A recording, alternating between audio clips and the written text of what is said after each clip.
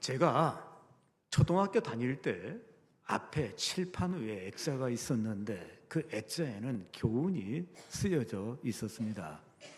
흰 바탕에다가 이 붓글씨로 쓰여져 있었는데 참되게, 그리고 슬기롭게, 그리고 튼튼하게라고 그렇게 쓰여져 있었습니다.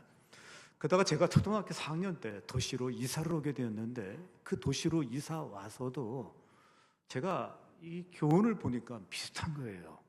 그때도 역시 참되게, 그리고 슬기롭게, 튼튼하게 형식으로 이 구성되어 있어서 좀 흥미롭게 봤던 그런 기억이 있습니다. 그러니까 초등학교 교육 목표는 거짓없이 참되게 살아가는 참 사람 육성이 아닌가 하는 생각을 하게 됩니다. 그러다가 대학에 들어갔습니다. 대학에 들어간 다음에 새롭게 안 것이 있다면 모든 대학의 교훈에는 진리라고 하는 단어가 들어갔다는 거 또 알게 되었습니다. 한번 곰곰이 생각해 보십시오. 거의 대부분 다 진리라고 하는 단어가 들어가 있을 것입니다. 물론 신학대학도 있죠. 예의는 아니어가지고 진리라고 하는 단어가 들어가 있는데 로비에 착 들어가게 되었을 때 그 액자에 이렇게 쓰여 있었습니다. 진리를 알지니 진리가 너희를 자유케 하리라. 제가 그 글귀를 이렇게 보면서요, 신입생 때 굉장히 강렬하게 어떤 인상을 가졌던 그런 기억이 있습니다. 그렇다면 여러분, 대학 교육도 비슷하다라고 얘기할 수 있는데 진리에 충실한 참사람 육성하는 것이 대학 교육의 목표라고 저는 느껴졌습니다. 근데 여러분, 신앙 교육 역시 거짓이 없는 말씀대로 살아가는 참 믿음 육성에 있는 거 여러분 알고 계십니까? 바라기는 이 자리에 오신 사랑하는 성도 여러분, 여러분의 믿음이 참 진리 안에 참 믿음으로 살아갈 수 있는 우리 하림교회 모든 성도님 되시길 다시 한번 주의 이름으로 기원합니다. 이 시간 참 신앙을 위하여 거짓 믿음이 무엇인지를 함께 살피는데요, 거짓 믿음의 대표라고 이야기할 수 있는 마술사 시몬을 한번 주목해 보시기 바랍니다. 우리가 그를 주목하게 되었을 때 거짓 믿음이 무엇인지를 명확하게 알게 될 것입니다. 그렇다면 거짓 믿음, 이 거짓 믿음은 어떤 성격을 갖나요? 첫 번째, 자기 중심성입니다. 여기 9절에서 10절을 보십시오. 그 성에 시몬이라 하는 사람이 전부터 있어 마술을 행하여 사마리아 백성을 놀라게 하며 자칭 큰 자라 하니, 오늘 이 본문에 시몬이 등장합니다. 마술사 시몬입니다. 그는 이미 사마리아의 스타였다라고 이야기할 수 있습니다. 그가 마술을 행하게 되면 사람들이 모여들고 있습니다.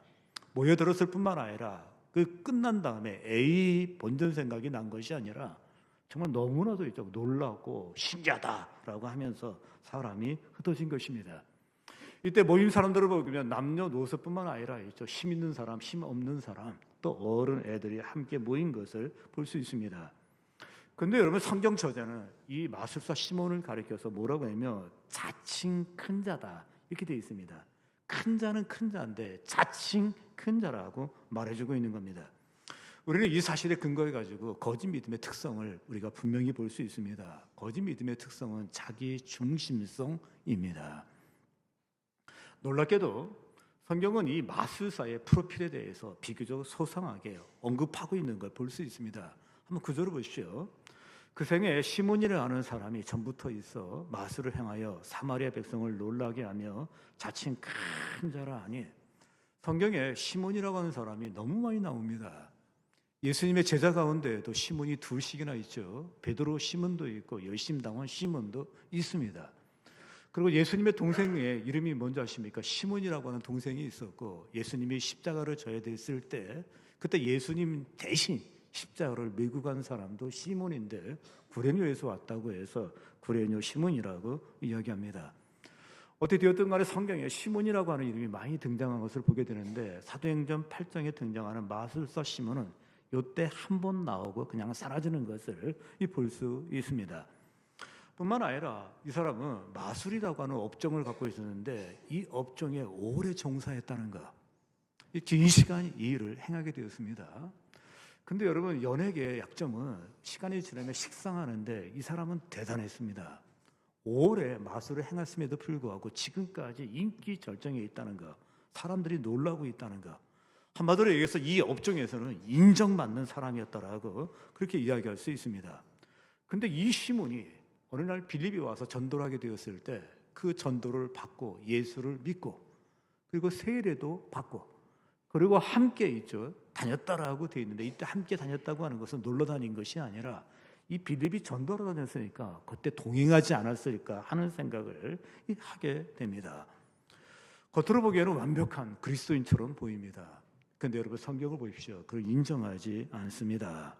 그에 대해서 이렇게 이야기합니다. 내 마음이 바르지 못하니라고 되어 있는데 내 마음이 바르지 못하다고 이야기하는 것은 내 믿음이 거짓 믿음이다라고 그렇게 말하고 있는 것입니다. 오늘 신문이 등장합니다. 그런 마술을 했습니다. 대체 어떤 마술을 했는지 또 어떻게 마술을 배웠는지 성경에 기록은 없습니다. 그런데 초대교회 기록을 보게 되면 이 사람이 어디서 마술을 배워왔는지를 이야기해 주는데 애굽에서 배워왔다라고 그렇게 이야기해 주고 있습니다. 당연한 것은 이 당시에 이 중동의 표준은 애굽입니다. 그러니까 도로를 건설하려면 어디서 배워야 돼요? 애굽에서. 집 짓는 거, 건물 짓는 거 어디서 봐야 됩니까? 애굽에서. 철학을 어디서? 애굽에서. 마술도 어디서 배웁니까? 애굽에서 배우는 겁니다. 애굽에서 배우는 게 굉장히 인정될 수 있는 것은 이들이 옛날부터 마술의 실력을 발휘했습니다. 모세가 이적을 행했습니다. 분명히 이적입니다. 근데 그때 마술사들이 등장하게 되고 애굽의 마술사들이 마술을 하는 걸 보게 되는데 그 마술 가운데 이 지팡이를 던졌더니 이 뱀으로 변하는 그러한 마술을 보인 걸 볼 수 있습니다. 그때도 마술의 실력이 있었으니까 지금도 마술의 탁월한 실력을 갖고 있으리라고 저는 생각을 하고 그리고 시몬이 여기서 이 마술을 배운 다음에 사마리아에 돌아와 가지고 사람들에게 흥미를 주고 또 기쁨을 주었을 즐거움을 주었으리라고 저는 생각을 합니다. 그런데 재미있는 것이 있다면이죠. 이 사람이 이상한 일을 하게 되었을 때 마술을 보였을 때 그때 사람들은 뭐라고 얘기냐면 그걸 갖다 하나님의 능력으로 이해했다는 것입니다. 오늘 본문에 시몬이 등장합니다. 사람들을 놀라게 했습니다. 그는 자칭 큰 자라고 이야기했습니다. 자신을 높이기도 했습니다. 현대어로 쓰여진 성경을 봤더니 이렇게 되어 있었습니다. 그는 전부터 마술을 하여 사마리아 사람들을 놀라게 했으며 자기가 대단한 사람인 양 떠벌리고 다녔다라고 그렇게 번역된 것도 있습니다. 자칭 그는 큰 자라고 이야기한 것입니다. 여러분 여기서 중요한 거 배우게 됩니다. 거짓 믿음의 특성은 무엇입니까? 지극히 자기 중심적이라는 것입니다.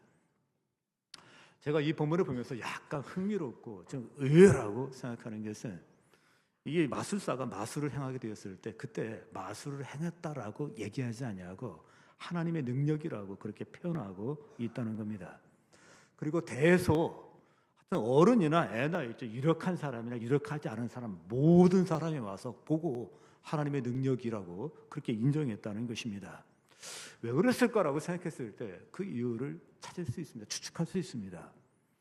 사마리아 지방이 유다 지방하고 다른 게 있습니다. 뭐가 다르냐면이죠. 여기에 있는 사람들은 모세 오경만 성경으로 인정을 해요. 그러니까 창세기부터 시작해서 신명기까지만 성경으로 인정하고 그 뒤에 있는 거 인정하지 않아요. 그러니까 성경에 대한 기초가 없었더라고 이야기할 수 있고 그뿐만 아니라 이 사마리아는 실력이 없던 있던 간에 성경을 가르치는 사람이 있어야 되는데 성경을 가르치는 사람이 상대적으로 거의 없는 게 사마리아예요. 그러니까 영적으로 굉장히 무지했다라고 그렇게 이야기할 수 있습니다. 문화적으로도 이방과 섞임으로 말미암아 여러 가지로 혼탁한 가운데 그때 이 마술사 시몬이 이 마술을 행하게 되었을 때 사람들은 하나님의 능력이라고 그렇게 이야기했던 것입니다. 어떻게 됐든 간에 그의 모습을 통해서 분명히 볼 수 있는 것이 있습니다. 거짓 믿음의 특징은 바로 자기 중심성에 있습니다. 신앙이 내 중심으로 흘러가게 되면 그건 거짓 믿음입니다. 하나님 중심으로 흐른다면 이건 참 믿음이라고 이야기할 수 있습니다. 누군가 이야기하기를 신앙이 무엇이냐 이렇게 얘기했습니다. 위치 이동이다 그렇게 얘기를 했습니다. 신앙은 중심 이동이다라고 그렇게 이야기한 겁니다. 저는 전적으로 동의를 합니다. 아브라함이 누구입니까? 그리고 중심이 이동했다라고 되어 있는데 이전만 해도 내가 중심이었습니다. 어느 날 갑자기 하나님의 중심으로 바뀌게 되었는데 그도 생각이 있고 계획이 있습니다. 그럼에도 불구하고 하나님 중심으로 이동했기 때문에 있죠. 하나님이 지시한 곳으로 가라고 했을 때 그냥 가는 것을 볼 수 있습니다. 중심 이동했을 때 대표적인 사람 하나를 거르라면 그가 바로 바울일 것입니다. 그는 이전에 교회를 박해했습니다. 근데 지금은 복음을 증거하는 삶으로 바뀌었습니다. 중심이 이동됐다라고 이야기할 수 있습니다. 그의 중심 이동을 이렇게 고백하고 있습니다. 이제는 내가 산 것이 아니요 오직 그리스도께서 내 안에 사신 것이라. 여러분 무엇이 느껴집니까? 중심이 이동되어졌습니다. 그렇습니다. 믿음은 무엇입니까? 중심의 이동입니다. 내 중심에서 하나님 중심으로 이동한 것이 믿음이라고 이야기할 수 있습니다. 이때 주의해야 될 것이 있습니다. 중심 이동이 탈중심을 얘기하는 것은 아닙니다. 탈중심은 중심이 벗어났다라고 이야기하는 것인데 무엇이든 간에 중심에서 벗어나게 되면 문제가 일어나게 됩니다. 달리는 기차가 있습니다. 중심에서 벗어나고 철길에서 벗어나게 되면 그때 사고가 일어납니다. 만약 지구가 있죠. 태양계를 벗어나는 그 순간부터 엄청난 제약이 시작될 것입니다. 여기서 중심을 이동하라고 시켰지 탈중심을 얘기한 건 아닙니다. 그러면 이렇게 반문하는 사람이 있을 겁니다. 이 중심 이동하는데 그게 왜 그렇게 중요합니까? 라고 반문할 수 있습니다. 중심 이동을 하면 모든 게 바뀐 것입니다. 그러나 중심이 이동하지 않으면 아무것도 바뀐 것이 없는 것입니다. 신앙은 무엇입니까? 내 중심에서 하나님 중심으로 중심이 이동해 버린 것입니다. 이렇게 말하는 분이 있습니다. 나는 양심의 회복을 기대하는데 이상하게 양심의 회복이 되지 않습니다. 하신 분이 있습니다. 많은 분들이 이야기하기로 있죠. 이 양심을 눈으로 비유하는 사람들이 많습니다. 우리가 있죠. 빛이 있을 때 눈은 실력 발휘합니다. 많은 걸 보게 됩니다. 빛이 좋을 때는 더 실력 발휘를 합니다. 그런데 어둠 속에서는 이 눈이 실력 발휘를 하지 못합니다. 우리 양심도 눈과 같다라고 얘기했는데 실력 발휘가 빛이 있어야 됩니다. 그분에게 향하야만 합니다. 그래야만 어떻게 했습니까? 계속 개발된다라고 양심 개발이 된다라고 이야기할 수 있습니다.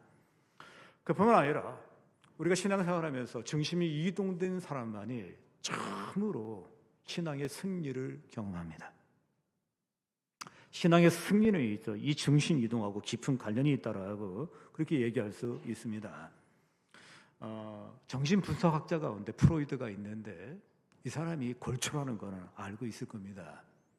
이 사람은 하루에 20개비의 담배를 피웠다고 그래요. 혹시 이 자리에 20개씩 피우시는 분 계십니까? 결론을 이야기할 수 있습니다. 후두암에 걸립니다.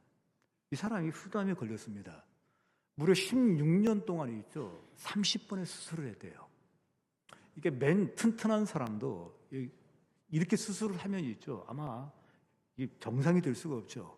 너무 고통스럽대요. 이 수술을 위해서 턱도 깎고 못도 깎고 너무너무 힘든 것입니다. 그런 견딜 수가 없어서 주치의에게 이야기하기를 몰핀을 내가 견딜 수 없는 양을 주입시켜 달라고 그래가지고 결국 그로 인하여 죽고 맙니다. 그런데 참 이상한 것이 있다. 아이러니한 것이 있다면 그런 정신을 이야기합니다. 마음의 지배를 이야기합니다. 근데 마음의 지배, 마음을 알고 있는, 정신을 지배하고 있는, 알고 있는 이 사람이 자기 습관을 조절하지 못해가지고서 그가 마지막으로 그렇게 죽었다고 하니까 좀 아이러니한 거죠. 이런 생각도 하게 됩니다. 만약 프로이드가 사도 바울처럼 중심이 이동되었다면 결국 그런 일이 벌어졌을까? 저는 벌어지지 않았다라고 저는 생각을 합니다. 그의 중심이 자신이 아닌 하나님께 이동하게 되었을 때 그는 이렇게 외쳤을 것입니다. 그러나 이 모든 일에 우리를 사랑하시는 이로 말미암아 넉넉히 이기느니라. 이게 중심이 이동된 사람은 이렇게 고백하고 진짜 나를 사랑하시는 그분으로 말미암아 넉넉히 이기게 될 것입니다. 이게 중심이 이동된 사람에게 해당되는 거지 중심이 이동되지 않는 사람에게는 해당되지 않습니다.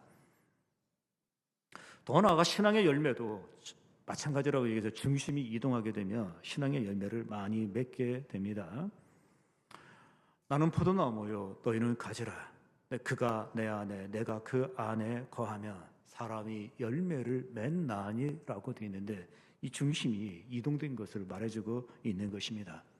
나무는 이쪽 중심을 쫙 잡고 뿌리를 내리게 되었을 때 그때 햇빛을 보고 산소를 공급받으면서 저절로 큽니다. 해바라기를 보십시오. 해바라기가 태양을 만드는 것도 아니고 태양을 끌어당기는 것도 아닙니다. 중심 이동을 통해서 해바라기가 된다라고 그렇게 이야기할 수 있는데 맞습니다. 신앙도 중심이 이동하는 것입니다. 내 중심에서 하나님 중심으로 이동하는 사람, 이게 바로 신앙입니다. 그런즉 이제는 내가 산 것이 아니요 오직 내 안에 그리스도께서 사신 것이라. 중심 이동입니다. 너희는 먼저 그의 나라와 그의 의를 구하라. 이게 다 뭡니까? 중심 이동입니다. 우리 중에 누구든지 자기를 위해 사는 자도 없고 자기를 위해 죽는 자도 없다. 이게 다 무슨 얘기냐면 예수 위해 죽자 그런 게 아니라 중심이 이동됐다는 얘기를 지금 하고 있는 것입니다. 이는 내게 사는 것이 그리스도니 죽는 것도 유익함이라. 뭡니까? 중심 이동입니다. 거짓 믿음은 어떤 성격을 갖습니까? 자기 중심성을 갖습니다. 두 번째, 거짓 믿음은 어떤 특성을 갖습니까? 비본질성을 갖습니다. 여기 13절을 보시죠. 시몬도 믿고 세례를 받은 후에 전심으로 빌립을 따라다니며 그 나타나는 표적과 큰 능력을 보고 놀라니라. 본문은 빌립에 대한 시몬의 반응이라고 이야기할 수 있습니다. 시몬은 유심히 빌립을 바라봅니다. 그리고 빌립의 능력을 주목했던 것을 볼 수 있습니다. 이때 청중도 놀랬고 그리고 시몬도 놀랬습니다. 청중은 놀란 이유가 복음 때문입니다. 하나님의 나라 때문입니다. 그리고 예수 그리스도의 부활 때문입니다. 그런데 이 시몬은 청중하고 좀 다른 게 있습니다. 뭐에 관심이냐면 이 능력의 비법이 어디 있는가 여기에 관심이 있었습니다. 나중에 그의 관심사가 폭로되게 됩니다. 그리고 이야기하기를 이 권능을 내게도 주어라고 되어 있는데 돈으로 살려고 한 모습을 보게 됩니다. 그의 관심이 어디 있습니까? 비본질을 능력에 있는 걸 볼 수 있습니다. 그렇습니다. 거짓 믿음의 특성을 보게 됩니다. 본질을 떠나서 비본질에 집중한다라고 그렇게 이야기할 수 있습니다. 그렇습니다. 본문 13절을 보게 되면 시몬은 믿고 세례를 받았습니다. 그리고 빌립과 함께 전도에 동참했다라고 그렇게 이야기할 수 있습니다. 분명히 성경의 등식을 보게 되면 있죠. 예수를 믿고 세례를 받은 다음에 성령이 임했다. 이 패턴으로 가요. 그런데 이 사마리아에서는 성령이 없어요. 믿고 세례를 받았다는 게 있는데 이 뒤에 성령이 따라오지 않는 게 좀 독특하다라고 그렇게 얘기할 수 있습니다. 어떻게 되었든 간에 그런 일이 있죠. 분명히 기적을 보고 그리고 따랐다라고 되어 있습니다. 그 따른 이유가 신기한 현상 때문에 능력 때문에 따랐다라고 이야기할 수 있습니다. 사마리아 사람들에게는 큰 쇼크였습니다. 그리고 이제 큰 폭발이라고 이야기할 수 있습니다. 그동안에 그것을 보면서 있죠. 하나님의 능력이 나타났다고 얘기했는데 생각해 보십시오.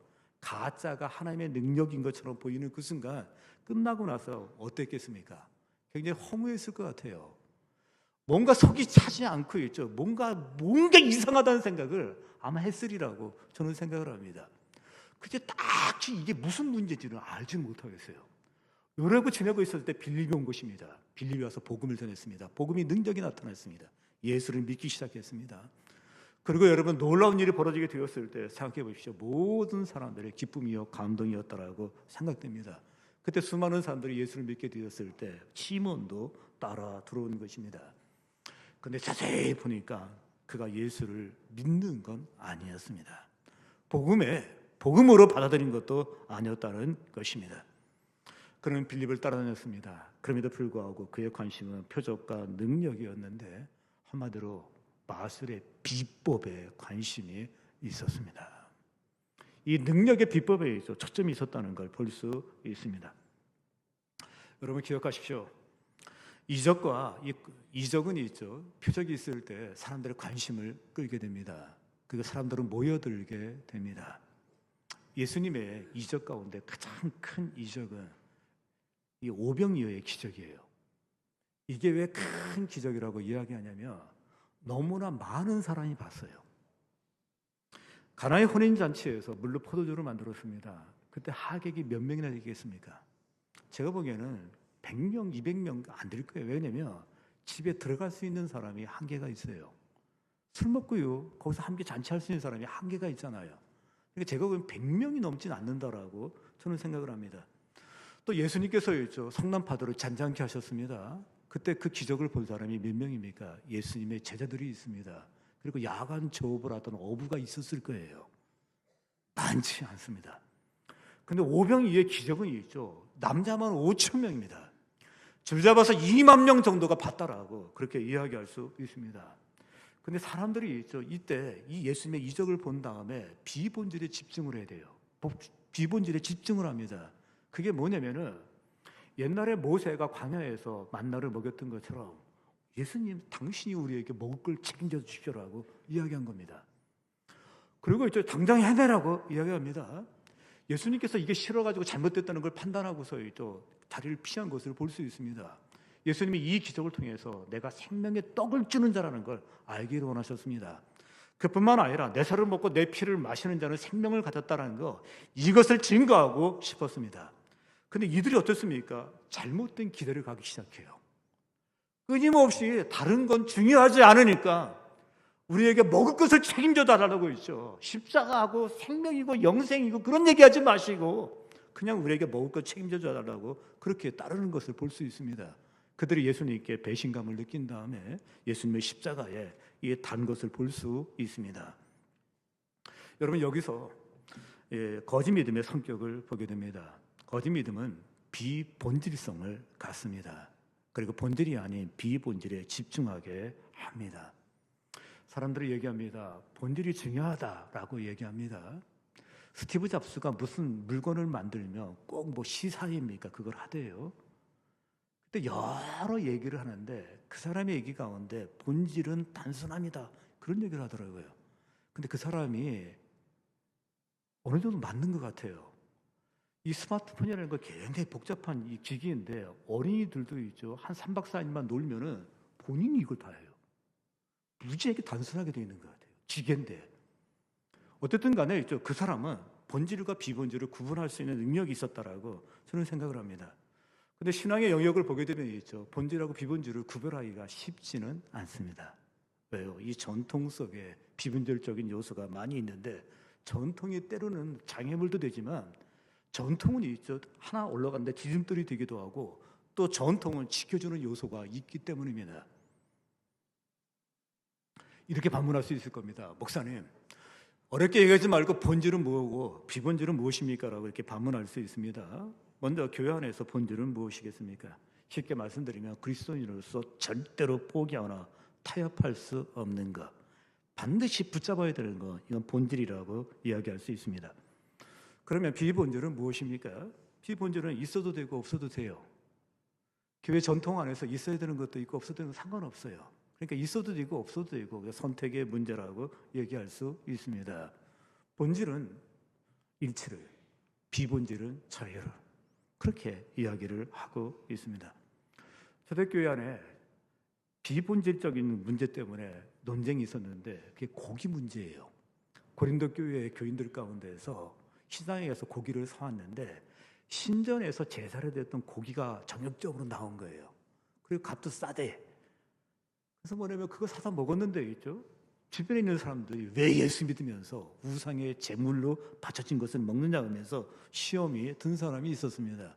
그때 바울의 가르침은 뭐예요? 양심에 꺼리낌이 없도록. 또 하나 뭐겠습니까? 덕이 되도록. 또 뭐겠습니까? 마음대로 해. 이렇게 되어 있습니다. 그냥 먹어도 되고 안 먹어도 된다라고 얘기하면서 이건 비본질이라고 그렇게 이야기하고 있습니다. 한 30년이 됐습니다. 저희 교회에서 예배를 드리고 있는데 꼭 예배 오실 때마다 단정하게 옷을 입고 모자를 쓰시는 여자분이 계셨습니다. 저는 교인들 가운데 한 분 정도는 왜 예배 시간에 모자를 쓰냐면서 저한테 항의할 줄 알고 마음의 준비를 다 하고 있었는데 한 명도 항의를 안 하더라고요. 그래서 마음에 준비했던 게 그냥 쓸모가 없어졌습니다. 예배 드릴 때 모자를 써야 되는 사람이 있습니다. 그럼 편안하대요. 그리고 뭔가 단정하고 집중도 된답니다. 저는 만약에 설교할 때 더 도움이 된다면 모자가 써서 도움이 된다면 모자 쓰고 설교할 거예요. 근데 모자를 쓰면 더 불편해요. 그래서 모자 안 씁니다. 여기 모자를 쓴 거하고 안경을 쓴 거하고 다른 게 뭐죠? 이게 도움이 돼서 쓴 거예요. 모자도 도움이 된다면 써도 됩니다. 그거는 이게 본질적인 것이 아니기 때문입니다. 분명히 그분이 있죠. 하나님께 저항하기 위하여 그리고 교회의 법도에 반항하기 위해서 그러지는 않았을 거예요. 그냥 다만 패션으로 썼으니까 있죠. 그냥 이해하고 받으시면 된다는 것입니다. 가끔 청년들이 예배당에 들어올 때 커피를 갖고 옵니다. 큰 커피 갖고 오죠. 요만한 커피 아니에요. 이만한 커피를 들고 이렇게 옵니다. 3부 예배를 마치고 이렇게 올라가면이죠. 정말 귀신같이 이상하지만 특별하게 청년들이 막 그때 뛰어내려와요. 6명이 내려오면 5명이 아이스 아메리카노 다 들고 있는 거죠. 이걸 들고 내려오는 거예요. 어떻게 알고 지금 들어왔냐라고 물으면 있죠. 영상으로 이렇게 보고 있다가 예배 끝나고 사람들 나가는 모습 보고 들어왔다라 하고 그렇게 얘기를 합니다. 그때 제 마음속에 있죠. 야, 한 잔 맞고 싶다라는 생각이 들 때 목사님 드세요라고 하는 청년은 지금까지 한 명도 없어요. 네, 한 명도 없습니다. 그런데 생각해 보십시오. 그 청년들이 소주병을 들고 온다 생각해 보십시오. 소주병 들지 않고 이 커피 들고 오니까 얼마나 이쁩니까? 마약을 들고 온다라고 한번 생각해 보십시오. 이것도 끔찍해요. 이것도 이제 선택의 문제라고 얘기할 수 있습니다. 자유입니다. 그러나 저는 커피를 들고 오지 않는 게 왜겠습니까? 그냥 그게 더 편하기 때문입니다. 제가 말씀드리고 싶은 핵심은 본질은 일치를 그리고 비본질은 자유입니다. 그거는 여러분 마음입니다. 그러면 목사님, 비본질은 그렇다 치고 본질은 무엇입니까? 라고 질문을 던진다면 우리에게 본질 중에 본질이 있습니다. 그것이 바로 복음인 거 믿으시기 바랍니다. 복음은 신앙의 출발입니다. 복음은 신앙을 신앙답게 만들어 줍니다. 그리고 복음은 우리 신앙의 완성을 줍니다. 복음은 모든 능력이 있습니다. 내가 복음을 부끄러워하지 아니하노니 이 복음은 모든 믿는 자에게 구원을 줌이라라고 되어 있는데 복음은 구원을 주는 능력이 있습니다. 그 어려운 걸 해결하는 능력이 있다면 우리 주변에 있는 모든 부수적인 문제를 해결하는 능력이 복음에 있는 거 믿으시기 바랍니다. 깝깝하십니까? 답답하십니까? 복음은 당신의 깝깝함을 풀어줄 수 있는 능력이 있습니다. 괴로우십니까? 절망 가운데 있으십니까? 어떤 문제가 있다 할지라도 그 문제를 해결할 수 있는 능력이 복음 안에 있는 거 여러분 믿으시기 바랍니다. 교회는 이 복음은 있죠. 교회 안에 목적이라고 이야기할 수 있습니다. 교회의 존재 목적은 복음입니다. 우리 성도의 삶의 목적은 무엇입니까? 복음입니다. 내가 젊었을 때에도 삶의 이유는 복음이었고 늙어서도 나의 삶의 이유는 복음이었고 죽을 날을 받아서도 나의 삶의 이유는 복음입니다. 유명한 신학자 가운데 미국의 볼드윈이라고 하는 분이 있습니다. 그분이 쓴 글입니다. 한번 들어보십시오. 나는 20대에 여러 가지 철학과 종교를 공부했다. 그리고 이 철학과 종교에 비하여 복음은 너무 단순하다고 생각했다. 그러나 나는 30대에 내가 추구하던 철학과 종교들이 내 인생의 문제들에 대해 전혀 대답할 수 없다는 딜레마에 빠지기 시작했을 때 복음은 비로소 심오하게 나에게 다가오기 시작했다. 40대에 나는 인생의 스트레스와 삶의 모든 문제들과 싸우면서 복음을 의지했을 때 복음은 능력으로 다가왔다. 비로소 복음은 나에게 위대한 것이었다. 50대에 들어와서 내가 지금까지 쌓아놓은 모든 성취가 허무하게 느껴졌을 때 인생의 의미가 무엇이냐고 질문했다. 그때 비로소 복음은 내 삶의 가장 소중한 것이 되었다. 60이 되어 내 친구들이 하나 둘씩 이 세상을 떠나기 시작하는 모습을 보고 내 손에 잡고 있었던 모든 것이 하나 둘씩 빠져나가기 시작했을 때에 내가 붙들고 의지할 수 있었던 모든 것은 이 복음밖에 없었다. 60대의 복음은 나에게 유일한 것이었다. 더 이상 복음은 내게 단순한 것이 아니었다. 복음은 더 이상 심오한 것도 아니었다. 복음은 더 이상 위대한 것도 아니었다. 복음은 더 이상 중요한 것도 아니었다. 복음은 유일한 것이었다. 복음 없이 나는 살지 못한다. 복음은 나의 삶의 전부다. 복음이 나의 인생이다. 이걸 있죠. 복음이라는 단어를 갖다가 예수로 바꾸면 돼요. 나의 달려갈 길과 주 예수께 받은 사명 곧 하나님의 복음을 증거하는 일을 마치려 하면은 나의 생명도 조금도 귀한 것으로 여기지 아니하노라. 거짓 믿음은 어떤 성격을 갖습니까? 비본질성입니다. 세 번째, 이 거짓 믿음은 부정됨입니다. 부정되어져 버려요. 21절 보십시오. 하나님 앞에서 내 마음이 바르지 못하니 이 도에는 네가 관계가 없고 분깃될 것도 없느니라. 분명히 시몬은 믿음이 있습니다. 그리고 헌신도 있습니다.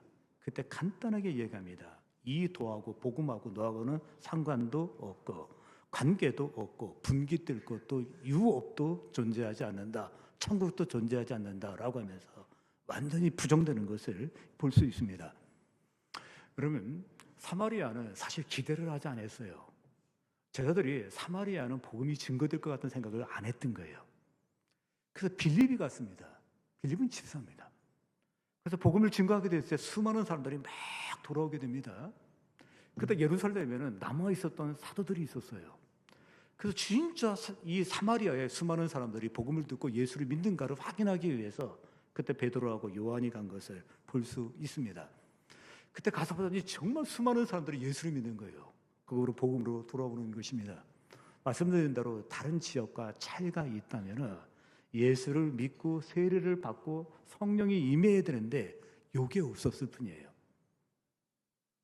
완벽하게 갖춰졌는데 이게 없다는 생각을 알고서였죠. 이 사도들이 그들을 안수하게 됩니다. 성령이 임하심을 위해서 기도하게 되었을 때 그들이 성령이 임하게 되는데 성령은 보이지 않습니다. 근데 강하게 임하게 될 때 그때 느낌이 와요. 본인도 느낌이 오지 말죠. 주변에 있는 사람도 느낌이 오는 거예요. 이때 마술사 시몬도 느낌을 받은 거예요. 뭔지 모르겠지만 강렬한 느낌을 받은 것입니다. 그때 그 속에 있는 것이 표출됩니다. 여기 18절, 19절을 보십시오. 시몬이 사도들의 안수로 성령 받는 것을 보고 돈을 들여 이르되 이 권능을 내게도 주어 누구든지 내가 안수하는 사람은 성령을 받게 하여 주소서. 성령이 임하는 것을 보고서였죠. 이거였구나. 비법이 여기 있다고 하면서 그 능력을 나에게 달라라고 이야기합니다. 여기에 관심이 있었기 때문입니다. 그때 간단하게 베드로가 일축합니다. 이 도에는 네가 관계가 없고 분깃될 것도 없느니라. 너하고 복음하고 아무 상관도 없고 또 복음으로 말미암아 주어지는 유업이 있고 기업이 있는데 그거하고 아무 상관이 없다고 하면서 그의 믿음과 신앙을 부정하게 됩니다. 맞습니다. 거짓 믿음은 부정됩니다. 하나님 앞에서 부정될 것입니다. 저는 목사입니다. 목사로서 성경을 펼칠 때마다 정말 두렵고 떨릴 때가 있습니다. 늘 그렇지 않습니다. 특히 이 말씀 앞에 쓸 때마다 얼마나 두렵고 떨리는지 모릅니다. 마태복음 7장 22절에서 23절을 보십시오. 한번 보십시오. 그날에 많은 사람이 나더러 이르되 주여 주여 우리가 주의 이름으로 선지자 노릇을 하며, 선지자 노릇을 했다고 하는 것은 선포한 겁니다. 메시지를 전한 거예요. 제가 해당되지 않습니까? 그때 메시지를 했을 때 주의 이름으로 전했습니다. 주여 주여. 보십시오. 주의 이름으로 귀신을 쫓아내며 라고 되어 있습니다. 여기도 귀신을 쫓아냈을 때 자기 능력으로 쫓았다고 하지 않아요. 우상의 능력을 가지고 쫓았다라고 얘기하지도 않습니다. 놀랍게도 주의 이름으로 쫓았다라고 분명히 이야기합니다. 아무리 봐도 하자가 없습니다. 문제될 게 없습니다. 계속 보십시오. 주의 이름으로 많은 권능을 행하지 아니하였나이까. 이게 권능을 행했다는데 권능도 많이 행했다라고 되어 있습니다. 제가 하나님 앞에 섰을 때 권능다운 권능 없습니다. 근데 이 사람은 권능을 많이 행했다라고 되어 있고 많이 행했을 때 주의 이름으로 권능을 행했다라고 그렇게 되어 있습니다. 그때 내가 그들에게 밝히 말하되 명확하게 말하되 내가 너희를 도무지 알지 못하니 불법을 행하는 자들아 내게서 떠나가라 하리라. 여기 내가 너를 도무지 알지 못한다라는 표현이 나옵니다. 이 표현이 무엇인지 아십니까? 내가 너 이름도 모르겠다, 처음 만난다, 그런 얘기가 아닙니다. 너의 공로를 인정하지 않겠다 이거예요. 너의 신앙의 수고 그리고 증거들 내가 하나 인정하지 않겠다라고 그렇게 말하고 있는 것입니다. 분명히 여러분 이 말씀은 교회 밖에 있는 사람에게 하는 거 아닐 것입니다. 그리고 어떤 의미에서죠, 성도들에게 하는 말씀이라고 이야기할 수 있는데 구원을 받았냐 안 받았냐 그 차원이 아닙니다. 여기서 주목해야 될 것이 무엇이냐면 그들의 믿음이 부정되고 있다는 것입니다. 가끔 동계올림픽을 볼 때가 있습니다. 그때 동계올림픽을 하게 되었을 때 그때 선수가 들어오면서 금메달이라고 굉장히 좋아합니다. 그때 자막이 뜹니다. 실격. 실격을 당한 선수는 이제 굉장히 당혹스러워해요. 그 당혹스러워하면서 항의를 합니다. 무엇이 실격이냐? 그때 한마디 합니다. 당신은 규정을 어겼습니다. 당신은 규정을 어겼습니다. 그러면 그 즉시 실격을 당하게 됩니다. 그때 굉장히 허탈해하는 거예요. 얼마나 많은 수고와 훈련이 있었는데. 우리 하나님 앞에 서게 되었을 때죠, 그분에게는 분명한 기준이 있습니다. 그리고 규정이 있습니다. 그 규정은 어떻게 규정됩니까? 그 규정은 우리의 마음을 보십니다. 그리고 우리의 중심을 보십니다. 이 중심을 보시고 마음을 보시고 그분이 결정하게 될 것입니다. 여기에 우리의 당혹스러움이 있습니다. 그리고 두렵고 떨림도 있습니다. 오늘 이 자리에 오신 사랑하는 성도 여러분, 잘 오셨습니다. 혹시 이 자리에 예수 믿으면서 예수 잘 믿는 것보다는 편안하게 믿는 것을 신앙의 목표와 비전과 야망으로 생각하시면서 당당하게 예수 믿고 있는 분 이 자리에 계십니까? 혹시 그런 분이 한 분이라도 계시다면 이 말씀에 꼭 귀를 기울이셔야 할 것입니다. 의외로 많은 사람들이 또 적당하게 예수를 믿고 편안하게 예수를 믿으면서 정말 아주 심플하게 예수 믿겠다 하시는 분이 계십니다. 무슨 심플이 예 신앙 안에 들어옵니까? 그런 가짜 같은 소리 하지 마십시오. 거짓된 얘기하지 마십시오. 꼭 기억해야 될 것이 있습니다. 어설픈 복음으로 신앙생활하는 거 그거 굉장히 힘듭니다. 그리고 더 위험스럽다라고 이야기할 수 있습니다. 얄궂은 신앙이 있습니다. 그 얄궂은 신앙의 프라이드를 갖지 마십시오. 그 신앙 굉장히 위험합니다. 많이 위험합니다. 내가 내 행위를 아노니 내가 살았다 하는 이름을 가졌으나 죽은 자로다. 기억하십시오. 내가 내 행위를 안다고 합니다. 그리고 내 마음도 안다고 합니다. 살았다 하는 자나 실상은 죽었다라고 그렇게 말씀하십니다. 내가 내 행위를 아노니 내가 차지도 아니하고 더웁지도 아니하고 내가 이같이 미지근하여 뜨겁지도 아니하고 차지도 아니하니 내가 입에서 너를 토하여 내치리라. 거절이라고 그렇게 이야기할 수 있습니다. 거절하십니다. 목사님, 제가 이 말씀 펼칠 때마다 너무 두렵습니다. 너무 두려워가지고 꼭 이 말씀을 덮을 때마다 이렇게 외칩니다. 하나님, 나에게 자비와 긍휼을 베풀어 주옵소서. 하나님, 나에게 베드로와 같은 능력 없어도 됩니다. 바울에게 주었던 탁월성 저에게 없어도 됩니다. 그렇지만 강도에게 주었던 은혜 나에게도 베풀어 주옵소서. 주여 베풀어 주옵소서. 그거 외에는 뭐 할 수가 없어요. 행할 수가 없습니다. 명심하십시오. 마지막 주님 앞에 섰을 때 부정되는 사람이 있습니다. 부정되는 믿음이 있습니다. 바라기는 여러분의 믿음이 부정되는 믿음이 아니라 인정되는 믿음이 될 수 있기를 바랍니다. 잘하였도다. 한번 들어보십시오. 몇십 년 예수 믿으면서 그분 앞에 섰을 때 잘했어. 한번 들어봐야 될 거 아닙니까? 그리고 착했어. 착하다. 한번 들어보시오. 잘하였도다. 착하고 그리고 충성된 자인데 이 충성이 신실하여 내가 참 신실하구나. 우리의 믿음이 거저드는 믿음이 아니라 인정되는 믿음이 될 수 있기를 다시 한번 주의 이름으로 기원합니다. 기도하겠습니다.